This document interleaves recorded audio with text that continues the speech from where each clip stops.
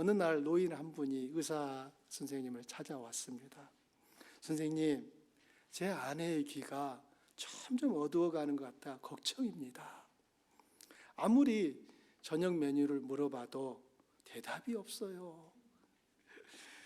의사는 그러면 부인과 함께 다시 병원에 함께 오세요 라고 말했습니다. 다음날 부부가 이제 함께 병원에 왔고, 의사는 남편에게 저기 아내분을 저 멀리 세워놓으시고 아내에게 저녁 메뉴를 물어보라고 했습니다. 그래서 남편은 15m 떨어져 있는 아내에게 묻습니다. 여보, 오늘 저녁 메뉴가 뭐예요? 대답이 없습니다.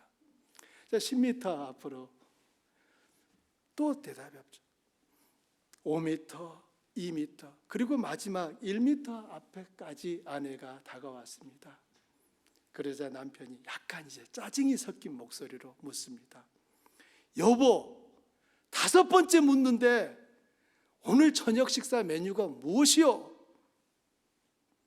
그러자 아내가 의사를 한번 쳐다보더니 남편을 보며 이렇게 말했습니다. 여보, 5번째 대답하는데요, 스파게티예요. 자, 여기서 안 오신 분들은 저게 무슨 말인가 지금 아직 이해가 안 되신 거예요.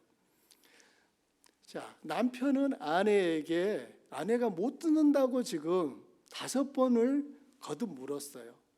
아내가 뭐라고 대답했어요? 여보, 내가 5번째 당신에게 대답했는데 스파게티예요. 그럼 보십시오. 문제는 아내가 아니라 남편의 귀에 있었던 거예요.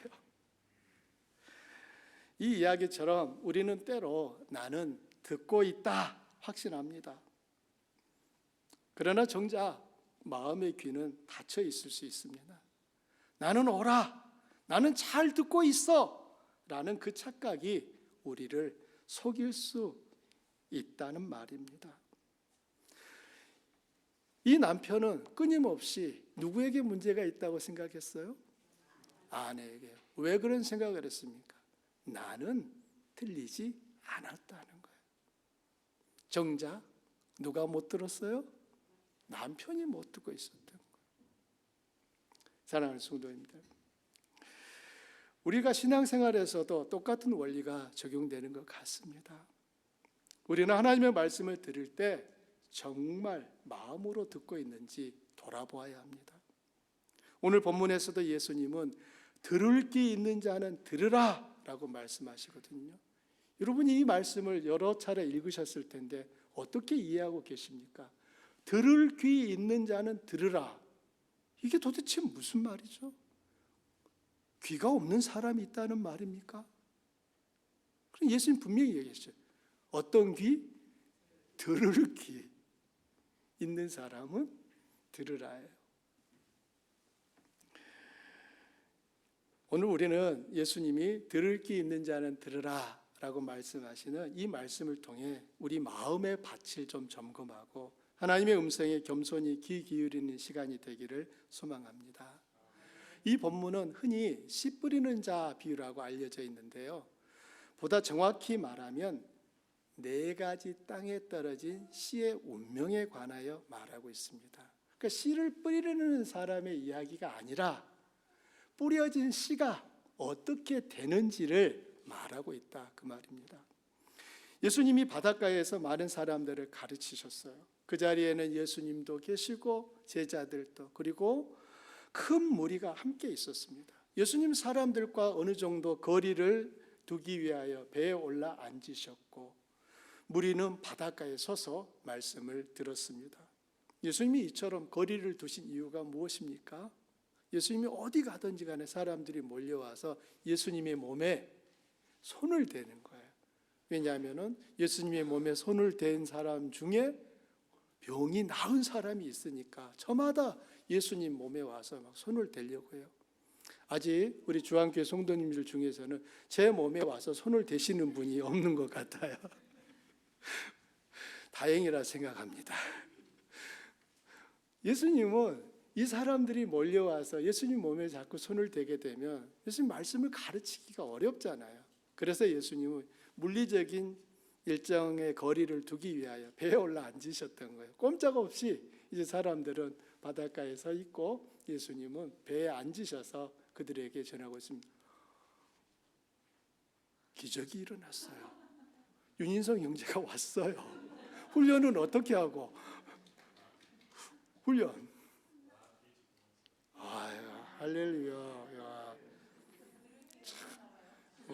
들을 기가 있네 정말. 응? 여러분 우리 인성이 형제가 생각할 수 있는 선택이 몇 가지가 있겠습니까? 훈련 일찍 끝났어요. 잘 됐다. 집에 가서 자자 할 수도 있고, 아니면 다른 데 놀러 갈 수도 있을 텐데, 아유 잘 됐다. 교회 가야지. 그럼 예배 왔잖아요. 할렐루야. 자, 예수님께서는 지금 사람들에게 말씀을 전하고 계시는데, 우리가 마가복음을 통하여 쭉 보고 있지만 이 마가복음의 전체적인 흐름은 예수님은 누구신가라고 하는 이 질문을 따라 전개됩니다. 마가복음 1장 1절에서 마가는 예수님을 하나님의 아들이라고 선언을 합니다. 그리고 마가복음 15장에 가면은 이방인 백부장이 이런 고백을 합니다. 이 사람은 진실로 하나님의 아들이었도다. 이렇게 마무리가 되거든요. 이 사이에 예수님은 가족에게는 미쳤다는 오해를 받으셨고, 종교 지도자들에게는 귀신이 들렸다는 공격을 받았고, 더 나아가서 예수님을 죽이려고 하는 살해 계획들이 펼쳐집니다.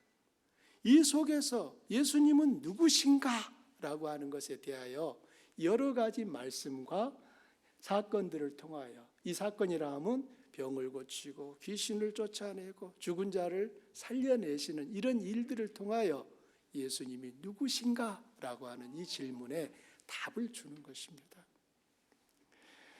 따라서 우리가 오늘 함께 읽었던 이 4장은 이러한 예수님에 대한 반대와 오해가 있는 이 흐름을 배경으로 읽어야만 올바르게 이해할 수 있습니다. 4장은 단순히 독립적인 하나의 이야기라기보다는 앞에서 계속되는 오해와 대립을 넘어 예수님이 참으로 누구신지를 더 깊이 드러내는 과정 속에 놓여 있습니다.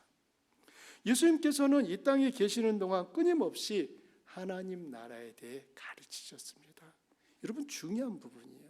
예수님은 병든 사람을 많이 고치셨어요. 귀신 들린 자도 귀신을 쫓아내시는 일도 많이 하셨습니다. 즉 기적을 많이 베푸셨지만 예수님이 더 많은 시간 관심을 갖고 쏟으셨던 일은 말씀을, 즉 하나님 나라에 대하여 가르치는 일이었습니다. 그러므로 교회는 특성상 가르치는 것이 굉장히 중요한 이 부분을 차지하고 있습니다.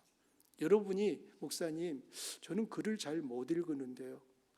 아무 걱정하지 마십시오. 교회에 다니시면 못 읽던 글이 어느 순간 읽어집니다. 여러분 제가 빈말하는 거라고 생각하십니까? 아니, 실제 경험하신 분들이 그래요. 글 한 자리를 못 읽었던 분이 하나님 앞에 신앙생활을 하는 동안 어느 날 글이 읽어지는 역사가 일어나는 거예요. 왜 이런 일이 일어나냐면 하나님께서 성령을 통하여 그 하나님의 백성들을 지혜롭게 하시고 깨닫게 하기 때문에 불가능해 보였던 그 일들이 가능으로 이루어지는 일이 너무너무 많은 것입니다. 여러분 죽은 자가 살아난다는 것을 믿으시면서 글을 못 읽던 분이 읽는다는 사실은 안 믿어지십니까? 그럴 리가요. 예수님께서는 이 땅 가운데서 하나님 나라에 대하여 가르치셨는데 그 가르침의 주된 방식이 비유였습니다. 그러면 예수님은 왜 굳이 비유로 말씀하셨을까요?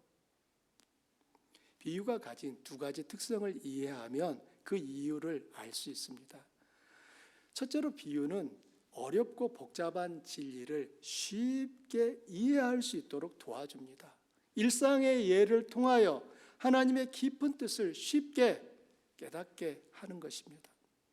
반면에 둘째는 비유는 동시에 듣고도 이해하지 못하게 만드는 특성을 가지고 있습니다. 같은 비유를 들었지만 어떤 사람은 깊이 깨닫고 어떤 사람은 도무지 무슨 말인지 알지 못합니다. 예수님이 오늘 우리가 읽었던 이 비유를 말씀하셨을 때 사람들이 무릎을 탁 치면서 그렇구나 라고 다 깨달았을까요? 아닙니다. 예수님의 제자들도 몰랐고요. 예수님 제자들과 같이 있는 사람들도 못 깨달았어요. 그래서 예수님께 묻잖아요. 주님, 그게 무슨 말입니까? 그제서야 예수님이 다시 비유를 해석해 주시잖아요. 이와 같이 비유는 어떤 사람이 들었을 때는 깨달아집니다. 그러나 어떤 사람에게 비유로 전한 이 말씀은 닫혀 있는 거예요. 오히려 더 어렵게 만드는 것입니다. 결국 예수님께서 하나님의 나라를 비유로 말씀하셨다는 것은 하나님의 나라는 세상 모든 사람에게 무조건적으로 열려 있는 것처럼 보이지만 실제로는 모든 사람이 다 들어갈 수 있는 나라가 아니라는 것을 보여주는 거예요. 제가 다시 말씀드립니다. 하나님의 나라는 모든 사람이 다 들어갈 수 있는 것처럼 보이지만 실제로 그 나라에 들어가는 사람은 모두가 아니라는 거예요. 이게 하나님의 의도고 뜻인 거예요. 만일 하나님께서 모든 사람이 다 단 한 명도 빼지 않고 다 하나님 나라에 들어오기를 원하셨다면 비유로 가르치지 않으셨을 거예요. 그런데 예수님은 비유로 가르쳐요. 그러나 예수님이 가르치기 전에 이사야 선지자가 미리 예언을 했죠. 메시아가 오게 되면 너희에게 진리를 전하지만 너희가 들어도 깨닫지 못할 것이다 라고 말하셨습니다.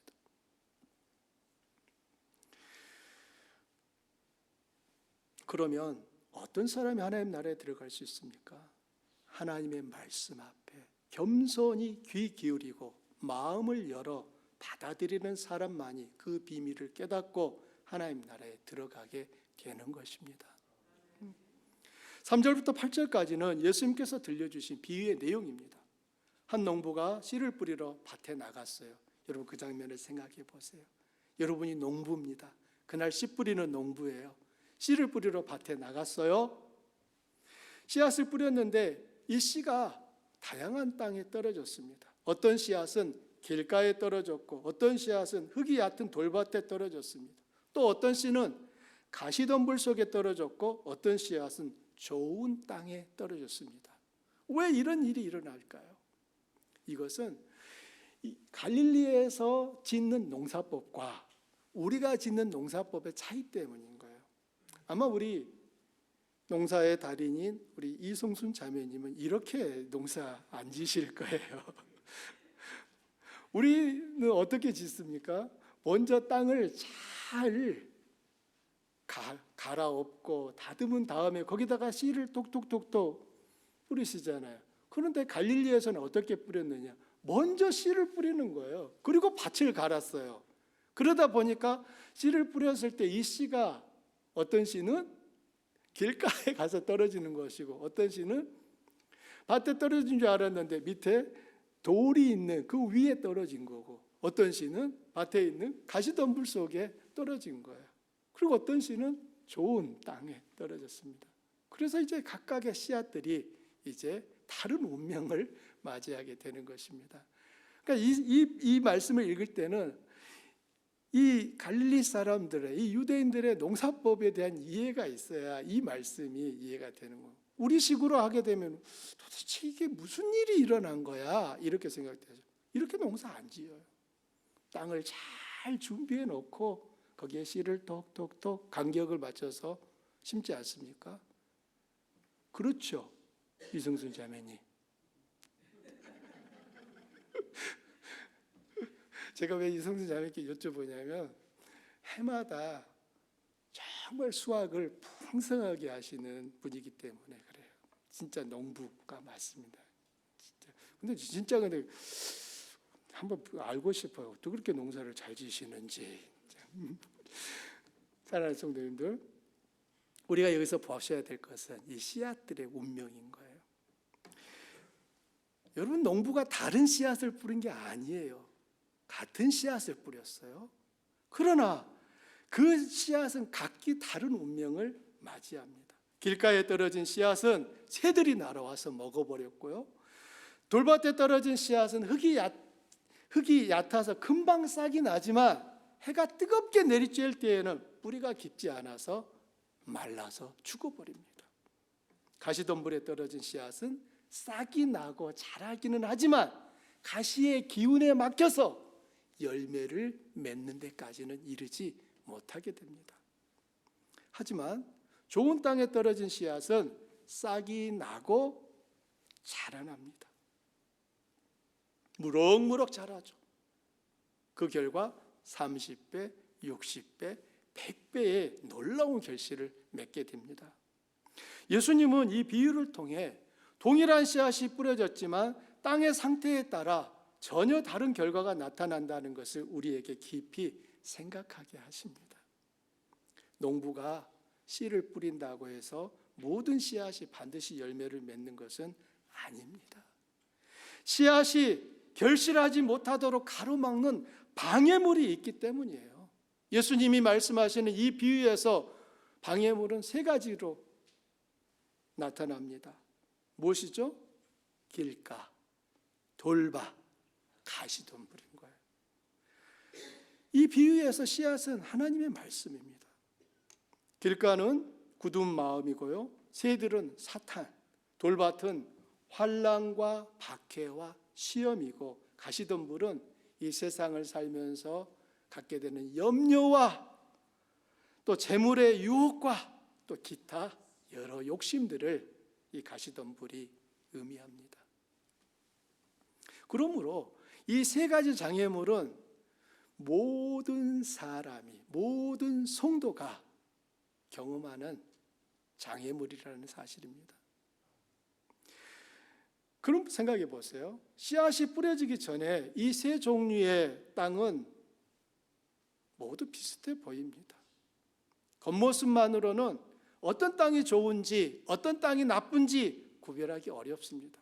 그러나 씨앗이 뿌려지는 순간 각 땅의 참모습이 드러나게 되는 거예요. 길가는 씨가 닿았지만 싹을 틔우지도 못하는 굳은 땅이라고 하는 것이 밝혀집니다. 돌밭은요, 싹은 내지만 뿌리를 내리지 못해 금방 말라버리는 땅이라는 것이 드러나지요. 가시덤불은요, 어느 정도 자라긴 하지만 결국 가시에 막혀서 열매를 맺지 못하는 땅이라는 것이 드러납니다.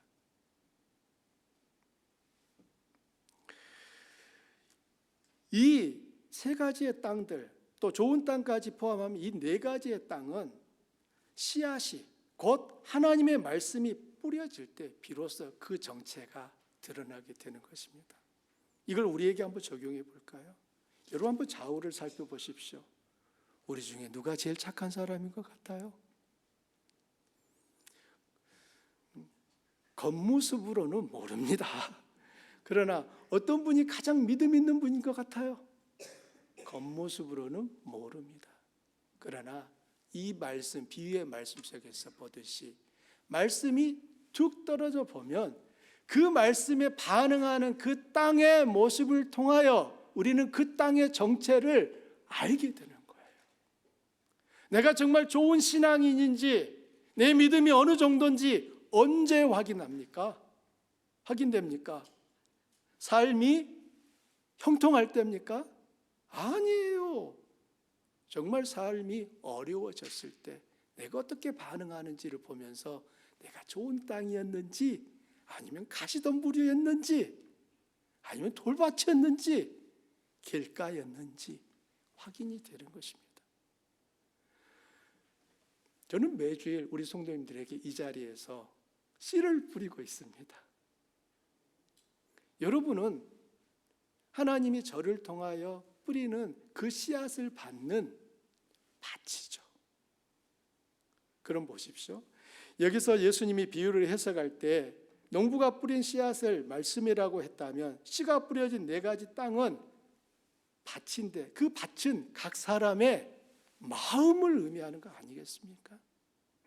제가 매 주일마다 하나님의 말씀을 뿌려요.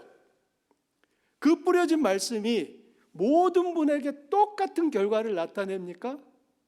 아니라는 거예요.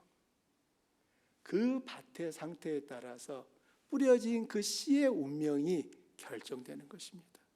어떤 분에게는 좋은 땅처럼 30배, 60배, 100배의 결실을 맺는 분이 있어요. 어떤 분에게는 말씀이 떨어졌지만 길가처럼 새가 날아와서 먹어버리는 일이 일어나고, 어떤 분은 돌밭처럼 말씀을 들었을 때는 기쁨을 누리지만 뿌리가 깊지 않아서 어려움을 당하면 넘어져 버리고, 어떤 분은 말씀을 들어도 말씀은 말씀이고 내 염려는 내 것이고 내 걱정은 내 것이고 내 보따리는 아무도 못 가져갑니다 하면서 사실은 가시덤 부릴 수 있다 그 말이에요. 그러니 오늘 예수님께서 그 무리에 서 있는 수많은 사람들에게 하나님 나라를 가르치시면서 첫 번째를 이 말씀을 하셨다는 것은 굉장히 중요한 의미가 있는 겁니다. 사실 마가복음에는 예수님께서 비유를 4가지밖에 얘기 안 해요. 그러나 진짜 비유가 많이 나오는 것은 마태복음이에요. 특별히 13장에 가보면 비유가 계속 나오거든요. 그런데 그 모든 비유의 첫 번째 비유가 바로 오늘 말씀인 거예요. 그러므로 이 오늘 우리가 읽은 이 말씀, 이 비유는 모든 비유를 해석하는 출발점이 되는 것이고, 하나님의 나라를 우리가 이해하고 그 하나님 나라에 참여하는 자로서 어떠해야 되는가를 가르쳐주는 관문에 해당한다는 것입니다. 중요하죠. 그래서 조심하면 안 돼요.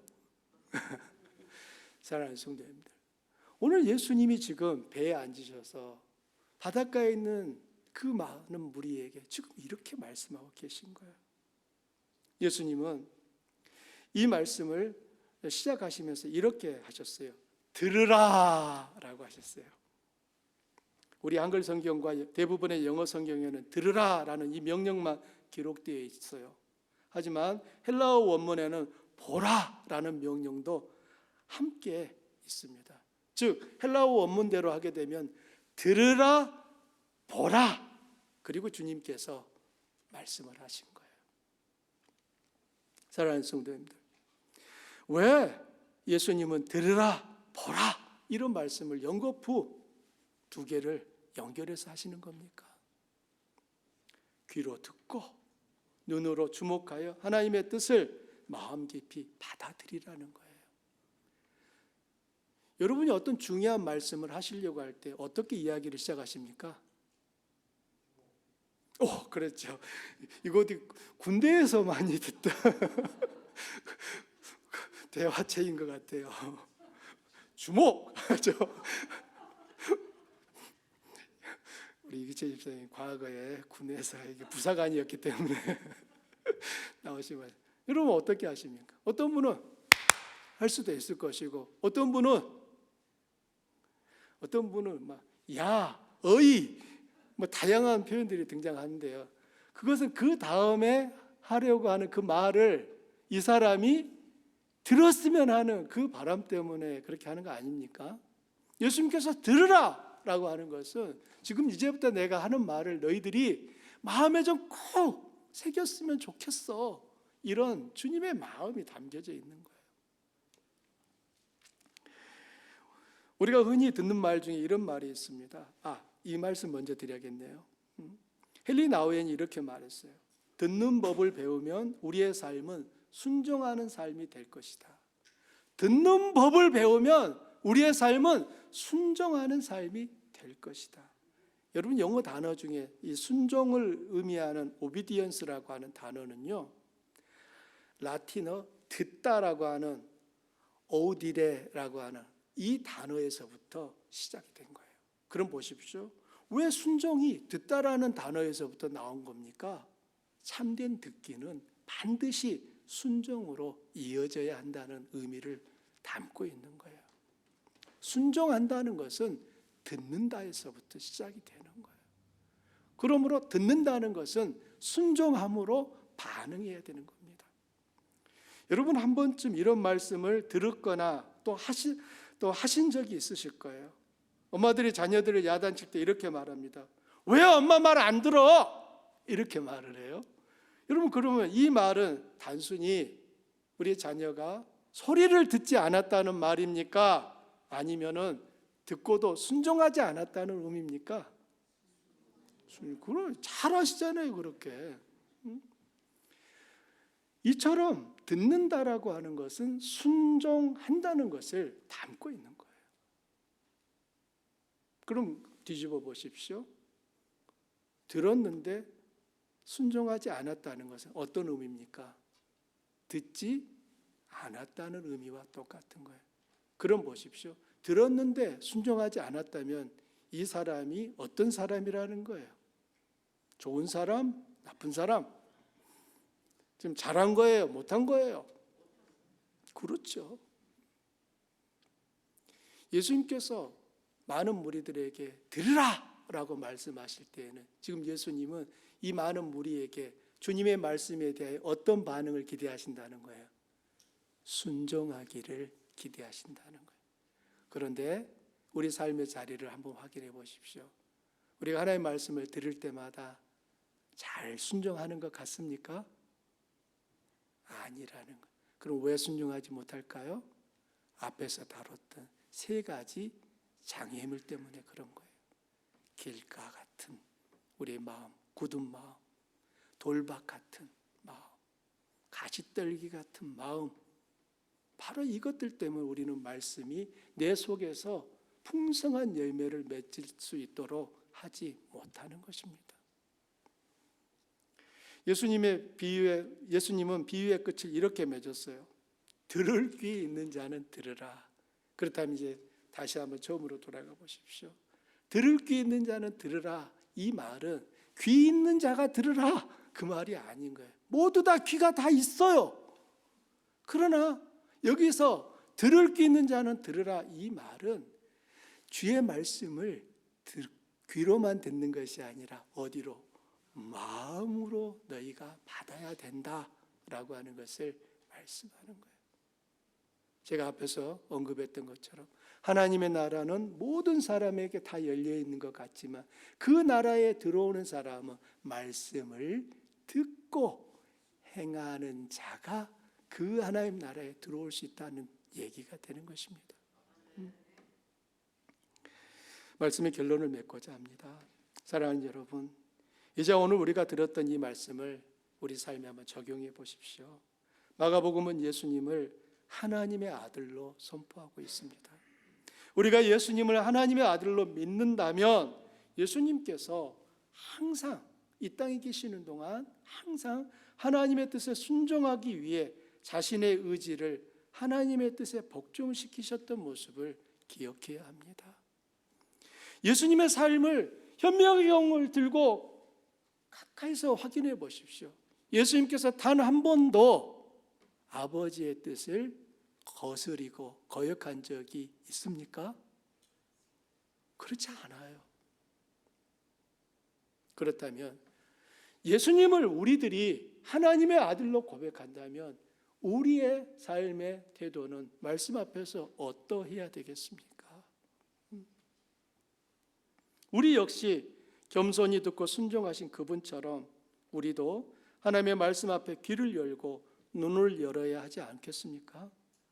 예수님께서 들을 귀 있는 자는 들으라고 하신 것은 하나님의 말씀이 우리 마음밭에 심겨질 때 우리 안에 어떤 반응이 일어나고 있는지 돌아보라는 간절한 초대입니다. 이 비유에서 흥미로운 점이 하나 있어요. 4가지 땅 중에 무려 3가지는 결실하지 못하는 땅입니다. 겉으로 보기에는 농부의 수고가 헛된 것처럼 보입니다. 성공 확률 몇 %죠? 25%잖아요. 그럼 실패 확률 75%입니다. 여러분이 농부입니다. 자, 이거 계속 해야 되겠습니까? 아니면 작전을 바꿔야 되겠습니까? 그러나 농부는 작전을 안 바꿔요. 농부의 수고가 분명히 헛수고한 것처럼 보여지는데 농부는 그 일을 그 다음에 해도 계속합니다. 왜요? 성공률 25%에 해당하는 그 네 번째 땅, 좋은 땅이 맺은 결과가 어떠했습니까? 30배, 60배, 100배였던 거예요. 농부가 앞에서 헛수고했던 것처럼 보이는 그 모든 수고함이 좋은 땅이 맺은 그 결실로 인하여 차고도 넘치는 거예요. 사랑하는 성도님들, 우리가 이 세상을 살아가면서 또 예수님이 이 땅에 오셔서 사역을 하시면서 가지셨던 마음은 바로 좋은 땅을 바라보는 마음이었습니다. 여러분, 처음부터 좋은 땅이 있다가 아니에요. 길가일 수도 있고 돌밭일 수도 있고 가시떨물일 수도 있어요. 주님께서는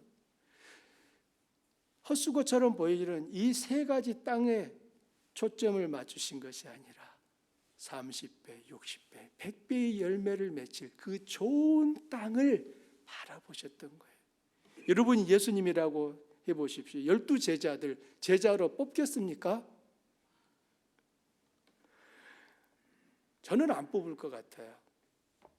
근데 예수님은 그 12만 뽑았어요. 그리고 12를 남겨놓고 그냥 승천해서 가셨어요. 그 옆에 있는 사람이 예수님 그냥 가시면 어떡하냐고. 왜? 아니 지금 가시면 어떻게 돼? 근데 12명 남겼잖아. 얘들이 할 거야. 이게 주님의 마음이었다고요.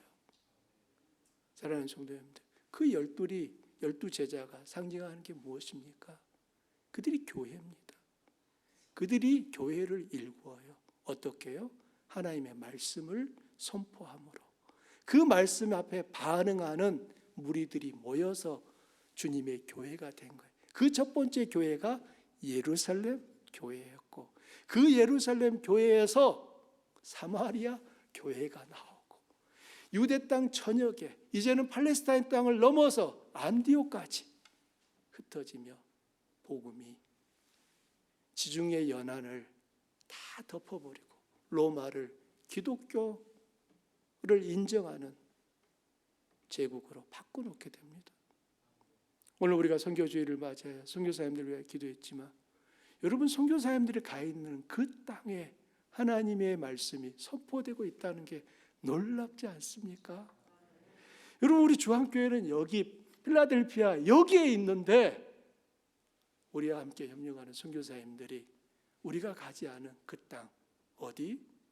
중국, 영국, 북경, 러시아, 멕시코, 탄자니아.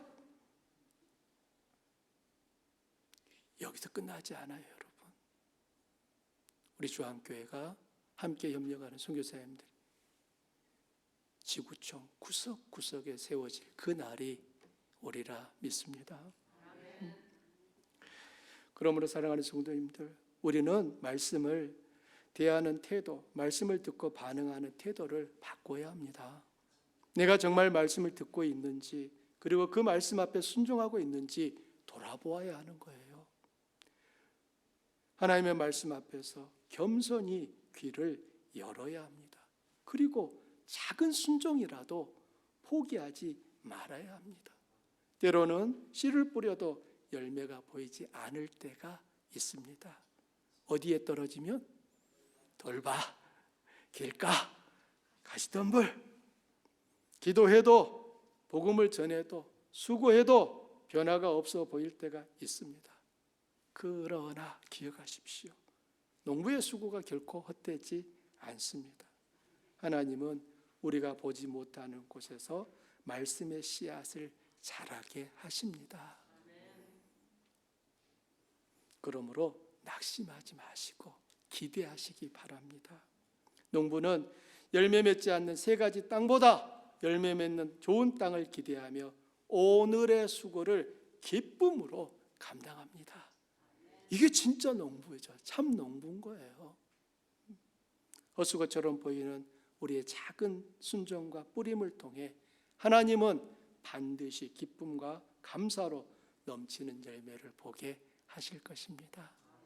그 일에 저와 여러분이 부름 받았습니다. 오늘 말씀을 내 마음에도 한번 적용해 보십시오. 나는 주의 말씀이 떨어질 때 어떻게 반응하고 있는가? 내 마음은 좋은 땅이 맞습니까? 아니라면 어떤 땅이고 어떻게 해야 될지 우리 함께 기도하며 주님 앞에 은혜를 구하면 좋겠습니다.